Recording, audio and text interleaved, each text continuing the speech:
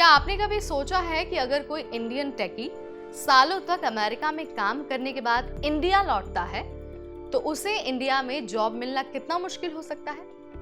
आज हम बात करने वाले हैं एक ऐसे सॉफ्टवेयर डेवलपर की जिन्होंने 9 साल यूएस में काम किया और काम करने के बाद अब इंडिया आने के लिए वो मजबूर है। लेकिन नौकरी के नाम पर सिर्फ उनको एक इंटरव्यू कॉल आया है और उसमें भी उन्हें रिजेक्शन ही मिला है। तो ऐसा क्यों हो रहा है? क्या अमेरिका में काम करने के बावजूद लोगों को भारत में नौकरी नहीं मिल सकती है? या भारत में आईटी जॉब्स की हालत इतनी खराब हो चुकी है?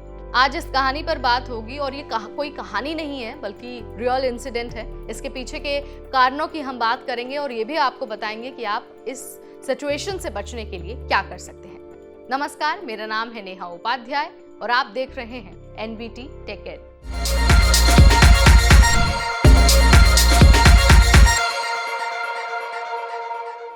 दरअसल एक इंडियन सॉफ्टवेयर डेवलपर ने रेडिट पर पोस्ट किया। पोस्ट करने के बाद उन्होंने वहां पर अपना एक्सपीरियंस बताया।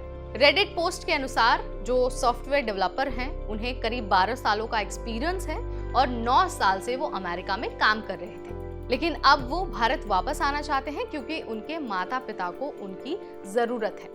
उन्होंने इंडिया में 6 महीनों में कई कंपनियों में अप्लाई किया, लेकिन सिर्फ उन्हें एक ही इंटरव्यू कॉल आई और उस इंटरव्यू कॉल में भी उन्हें रिजेक्शन ही मिला। सॉफ्टवेयर डेवलपर ने यह बताया कि उन्होंने कभी क्लाउड कंप्यूटिंग और डॉकर जैसी टेक्नोलॉजी पर काम नहीं किया, जबकि भारत में ये स्किल्स ऑलमोस्ट हर जॉब के लिए मांगी जा रही हैं।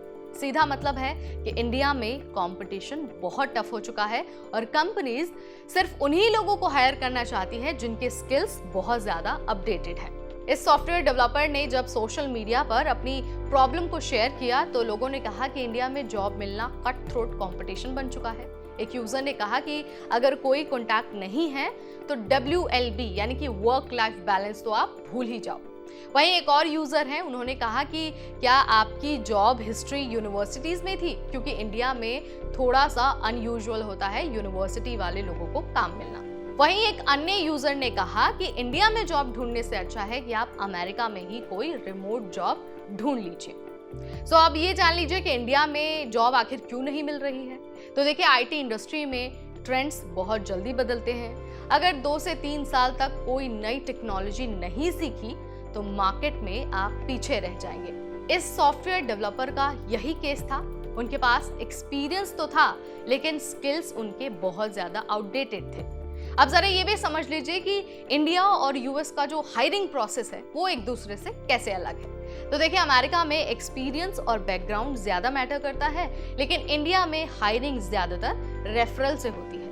अगर आपके पास सही कॉन्टैक्ट्स नहीं है या फिर अपडेटेड स्किल्स नहीं है तो किसी भी अच्छी कंपनी में घुसना थोड़ा मुश्किल हो सकता है। तो सवाल ये है कि क्या रिमोट जॉब कोई एक सोल्यूशन है? तो देखिए, रेडिट के इस पोस्ट पर कई लोगों ने अपनी प्रतिक्रिया दी और उन्होंने सजेशन दिया कि इंडिया में जॉब ढूंढने से अच्छा है कि वो अमेरिका में ही रिमोट काम करे। आजकल कई सारी कंपनियां ऐसे कैंडिडेट्स को हायर कर रही हैं जो इंडिया में रहकर भी यूएस की कंपनी के लिए काम कर सकते हैं।